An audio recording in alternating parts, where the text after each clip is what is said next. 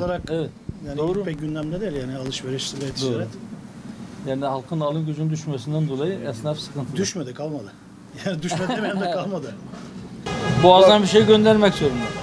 Öyle yani yiyeceksin. Ekmek kalıyor mu?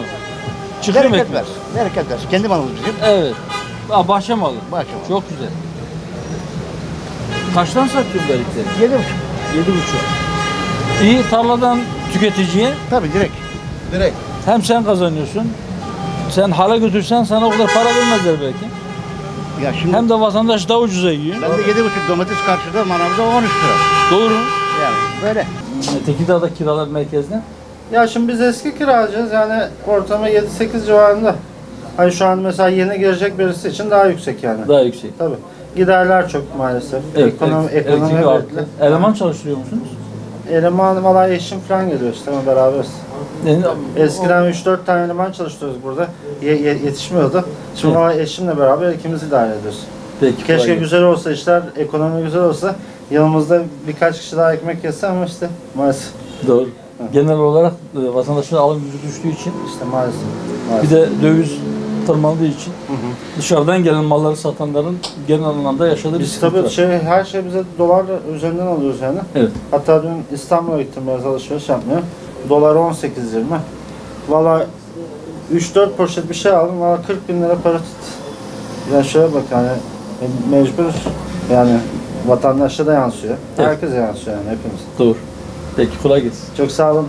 Nasılsınız? İyi abi. Allah kolaylık versin. İncir mi satıyorsun? Değil. Yok, sağ olun. Böyle günde ne kadar satabiliyorsun? Bir sene. Bir sefer. Çıkıyor mu ekmek bir seferde? Ne çıkar? Kendi Evet. bahçenizin ürünü. Evet. Ne kadar bir kilo incir? 20. 21. Bunda bir takriben 15 kilo civarı bir şey var sanki. Evet. Aynen o kadar. 15 kilo civarı. 20 300 ya hepsi kar olsa ne olur? Bahçeden mi topluyorsun? Evet. Kendisi. Bahçeden ise iyi. Para vermiyorsun herhalde. Yok yok. Evet. Sadece yol parası veriyorsun. Gidip gelirken. Onu da ver. Onu da vermiyor. Yakından mı geliyorsun? O bir yaşlılık şey. Evet. He, Kartla. tamam. Onu da ver. Yaşlı kartıyla veriyorsun. İyi. Tamam. Allah bereket versin. Sağ ol. Allah.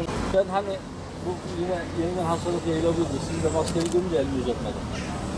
Kusura bakmayın. Ondan dolayı yani size bir zarar vermek istedim. Biz uğraşıyoruz. Bize düşen uğraşmak, çalışmak. Eğer siz isterseniz, siz destek verirseniz diye. Biz kendimizden, kendi kendimize geliyor, biz geliyoruz diyemeyiz.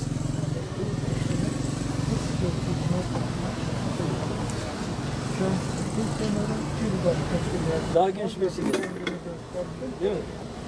O da bir kendini gösterdi. Senin geldiğini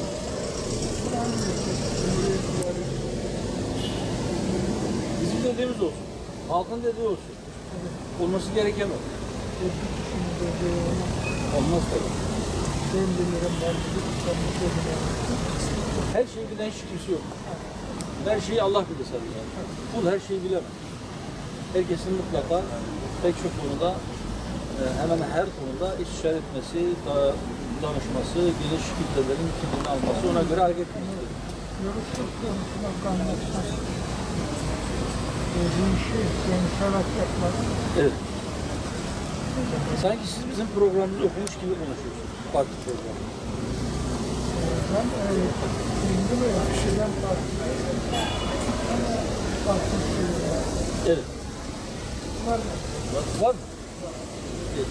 Ben hepsini görüyorum. Hepsinden bir şeyler oluyor. Zamanı geldiğinde ona göre bunu seçeceğim ama Evet. Peki. Teşekkür ederim. bu hakkını kaybettim. Sağlıcakla kalın. Ekmek çıkıyor mu? Allah bereket versin. Güzel olsun efendim.